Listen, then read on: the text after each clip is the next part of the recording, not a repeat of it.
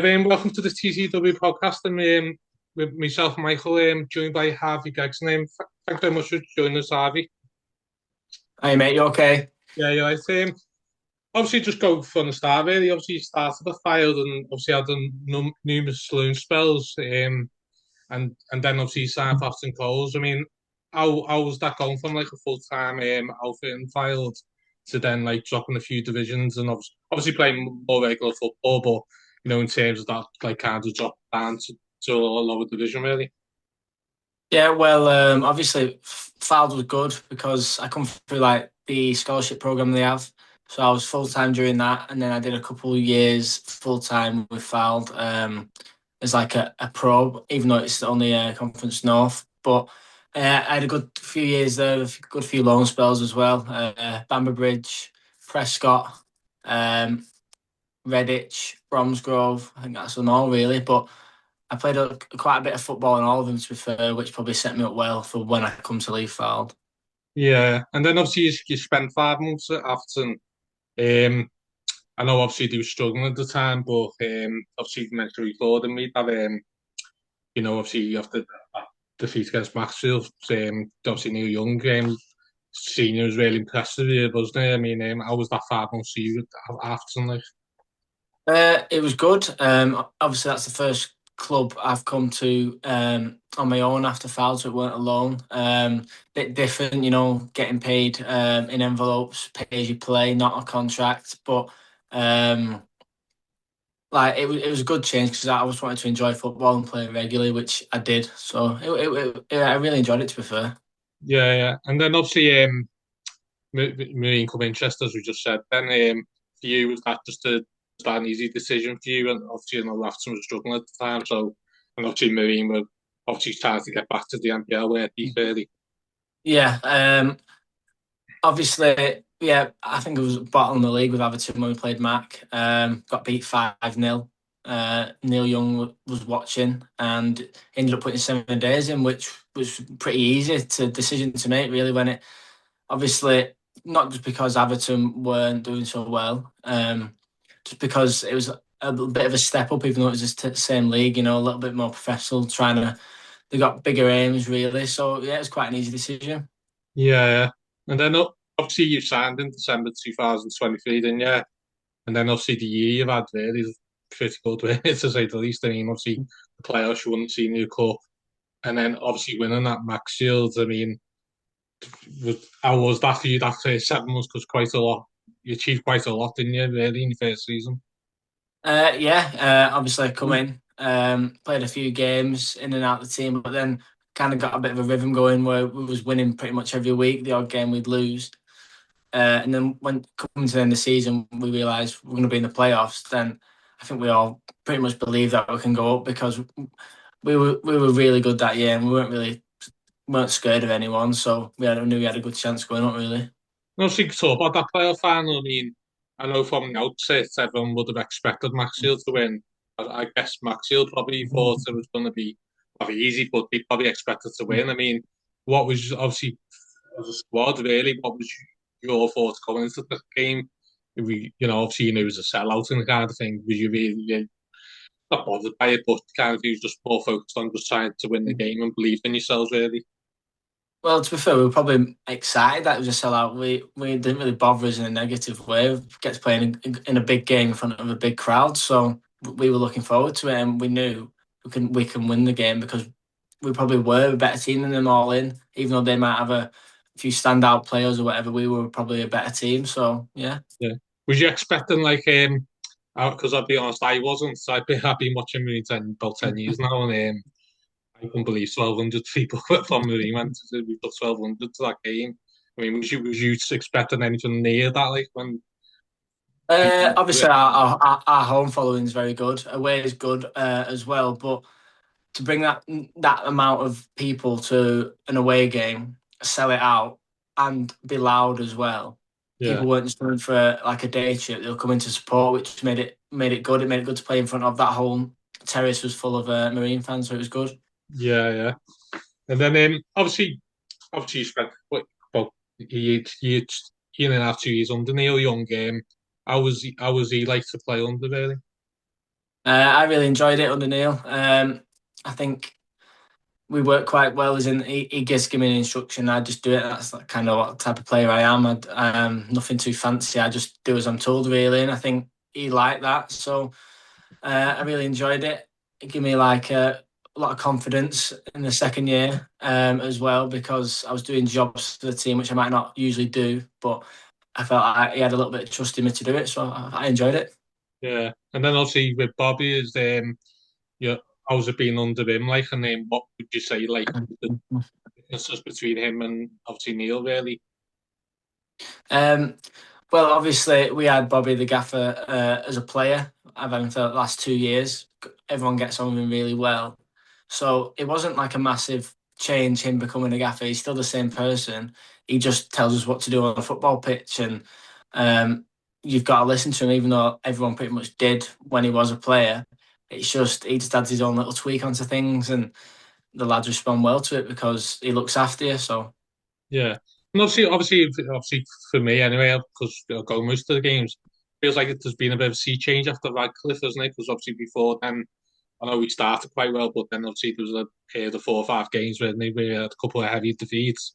I mean, do you feel like obviously since that Radcliffe game that this squad's really knitted together now, and you feel like you can go into any game now really, and can against anyone, even though there is bigger teams and bigger budgets in our league, but it feels like this team's not scared to go up against these teams really. no, I think, well, we've signed a lot of quality probably since the Radcliffe game, as well as getting back confident and things are working. Just went for a little blip, that's all it was. But I think it looked a lot worse because we did so well in a row, and then we got a few losses in a row, so everyone panicked a little bit. But Yeah, then obviously we made some really good signings, some quality, and that just gives the group a boost. And that's all we really needed, really, to get back on track. yeah. I mean, as speaker, because obviously we did the TCW, and obviously what we do is like we'll sit there and go, people's thoughts about the game and all that, and people do, and we'll retweet it if it's not like we feel like it's not going crossing the line kind of thing. But obviously in that bad defeat there was like criticism and stuff. Does that? I really want to like know from a player's point of view, because I know you followers and stuff like that. When you see obviously that criticism, how does it affect you? Does I think fans sometimes, some are all guilty of it, and I think the group's probably guilty of it as well. Like, we will put stuff like pet peeves and stuff like that, and we don't really think, as we don't think what you guys see or feel like, after defeat, and how does it affect you, like, really? Well, everyone does see it. If you've got Twitter or whatever social media, you do see it. I think most players know that the only thing that really matters is in house. What does the gaffer think? What do your teammates think? Yeah, Obviously, it does matter what the fans think because they're part of the club, the reason why the club is a thing, but they're not the ones like telling you what to do on a football pitch. So obviously, you want to impress everyone, yeah, and you do care what gets said and how you look and whatever, but you try and just put all your energy into what happens and what gets said in house. yeah. I think sometimes, as I said, when there's like, when you had just like a couple of the heavy tweets, I think people, like I said, I'm not alone, and I'm not saying anyone else, but I think our group's sometimes guilty of it, to be honest. Obviously, fans are obviously passionate, aren't they? And sometimes they Yeah. just vent on Twitter kind of thing. But that's what I mean. I wanted to hear like yours. Well, that's what I mean. You can't blame fans for having a say because they pay the money and they come and support us every week. So when things are going bad, they can have Yeah, them all. That's just yeah, part of it. yeah. So And as I say, so I think it's a two-way thing, isn't it? As well, as like as long as you don't go overboard, and I think obviously when you do well, I think the fans are really great as well. To be fair, yeah, yeah. obviously you're fans 223. 22, yeah. So sorry for adding a year onto your age. Well, obviously you've been made vice captain, which I think is quite a big thing for you, isn't it? Because you are relatively young, and there's quite a lot of experienced players in this squad. I mean, what did it mean to you to obviously be made vice captain? I mean, Well, it wasn't like a big thing made of it, really. It was at Chester. Josh Wardle was injured, and the gaffer just said, "Your captain's this today." And it didn't. It was a good feeling. Something I've never done before, and I just felt more confidence again when you get yeah, when you get trusted to do that. Especially at 22, it's a good feeling, and I thought I started to take it on board as well. I started to play well before the injury, while being vice captain while Wardle was out.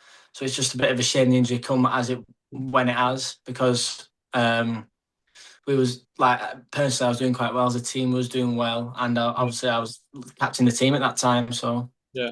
And I was like, obviously, because you played under Josh, haven't you, as captain, he's been captain, I think, pretty much since 2022. I mean, what's he like as a captain? Like, how does he help you in, like, obviously, when we spoke about the difficult moments, when there was a bit of and stuff like that, how was he as a captain, really, for all years? oh, it is really good because on the pitch, you probably hear him how loud he is. You might not agree with everything that he says, but at least he's making a noise and getting the team up for it or whatever it is. He's always speaking, always helping you through it. And off the pitch as well, he's a good lad. So Yeah. lads can listen to what he's saying, even if they might not agree. They won't bite back because they know it's only coming from a decent place. So Yeah, I'll be honest. I love it, to be honest, with a play like that. Just because I just like characters, and I think you need your captain, don't you, to be a bit like that, isn't it? To be heard. yeah, Um, that's obviously, obviously on your injury, really. Obviously it's an ACL, isn't it? yeah. Obviously it's a season-ending one, isn't it? But I really want to know how it affects you, really, because obviously I think when fans hear an injury like that, not get forgotten about, but I don't know whether you really understand, like, you as a semi-pro footballer, how it affects your life, isn't it, in terms of your work, and, Yeah, I know you're having to raise money, aren't you, for your yeah, operation kind of thing. So how's that, like, how's that affected your life, really, because it's obviously a tough period for you, isn't it? yeah. It's been like a bit of a massive change. Really. The last few weeks has all just been a bit crazy because you go from working, playing to then everything just stopping. So you've got obviously I was only working part time, but it's quite a manual job. So I'm not obviously I can't do that anymore. Yeah, I was classed as self-employed, so there's no sick pay or anything. So I'm just relying on the money that Marine paid me really. So that was obviously a big negative thing to happen, as well as the injury because I played a lot of games for me and I don't miss that many. When something like that comes up in your first injury, it's hard to get over really. Probably still not like really accepted it yet until obviously I get the op done and I've got that whole long period of rehab. But yeah, like it is true. Like a lot of people from the outside don't really see what a lot of lads put in. yeah, Regarding you might take days off work, you might miss money. Yeah, granted, we are paid, we're semi-professional, but lads, thankfully, I haven't got a mortgage. I'm 22. There's some lads, if this had happened to them, yeah, then they're out of work. That can cause massive negative things. But thankfully, I've got good people around me, good support network. The GoFundMe, I can't believe how much money we've raised. Like how generous people can be. The fans, yeah, all my family, friends, lads who I haven't played football with for years, donating, helping me through because obviously not being with the PFA and never been part of like a professional club really.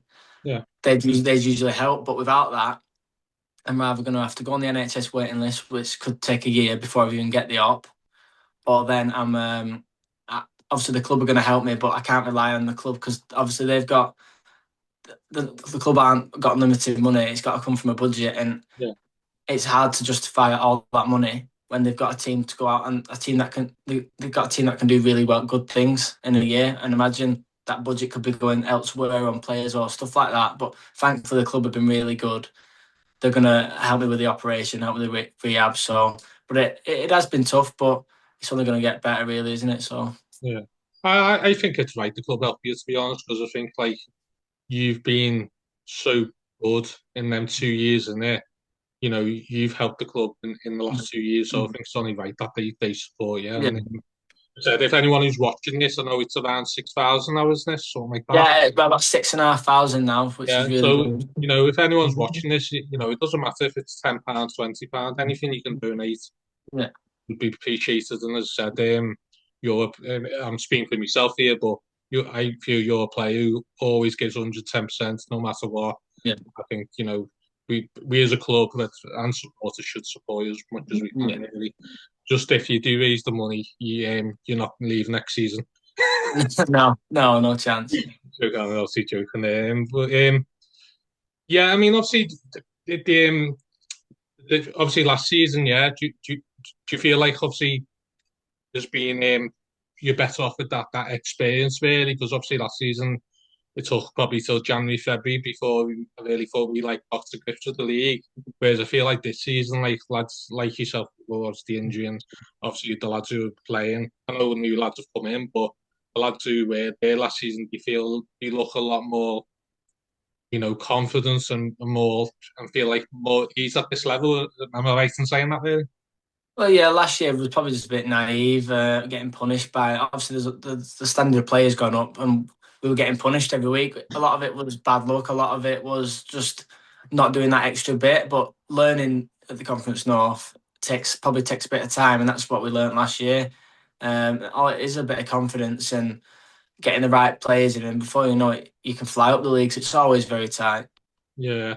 And what how have you found the level like obviously compared to like obviously the NPL to this league? Do you think it's just like better fitness and obviously the better players, but Yeah. do you feel like a lot of it's like just a kind of thing? Well, especially the full time teams are always tactically good because they're in every day.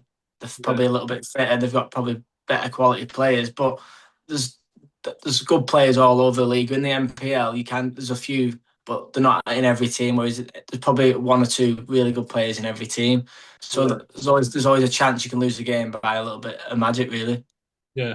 No, see, Dave, obviously, I think you mentioned before, then you said this was like best squad you've been involved in, isn't it? Why is that? Is that you all just very close side kind of thing, and you all see the demands off all each other kind of. 'Cause I think I said before, didn't I? It's just like um, I think I said on such on the podcast, like, and it wasn't a slate of McDonald's to be fair. But it was I feel like obviously with the injuries, the lads who are coming in, it feels like we're not missing them. Of course, we are missing them. Yeah. We are missing that type, yourself and Matty. But the lads coming in, like your Field and your Adam Thomas, these type Yeah. of players, have come in and done a really good job, haven't they? So it feels like the squad's really good, even though there's been loads of injuries, really.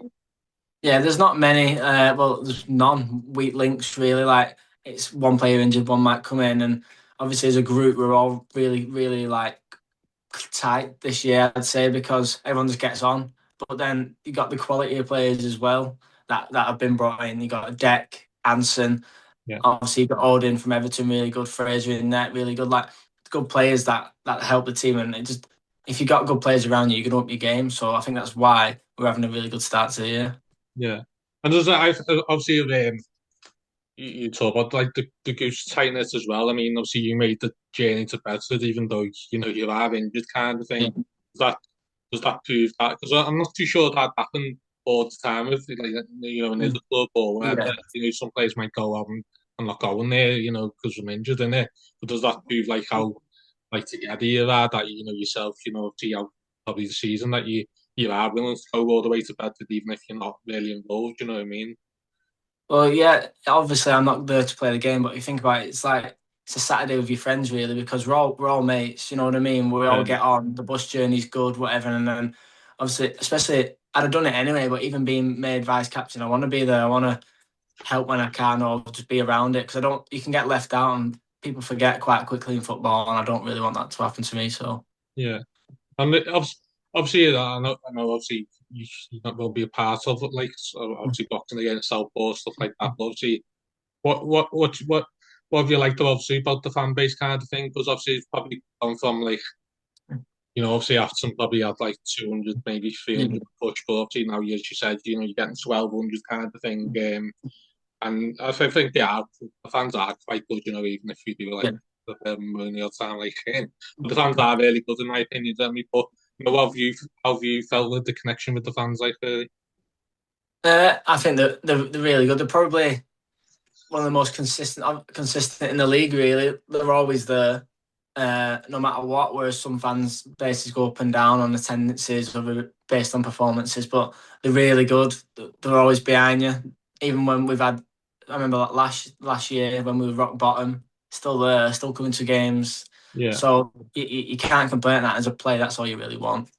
yeah, yeah. And obviously the season got obviously the season going now. But where do you think we can go, or like, I mean, do you think we can challenge the playoffs? I know there's a lot of injuries, so I think after the Spenny more game, a lot. this way I think fans are great, to be fair. I mean, because I think there's some big club like, your Chesters and Kidderminster and stuff like that, after you just go right in, don't they, kind of thing. But I Mm. think everyone was quite positive after spending money. Yeah, They can see the situation. I think Bobby Grant mentioned it in an interview as well. The fans can see that how many injuries are, and the lads are still, giving their all. And I think as long as you see that, I think, that's important, isn't it? Really, that you don't have fans who just win every single game. If you lose, it's a game kind of thing.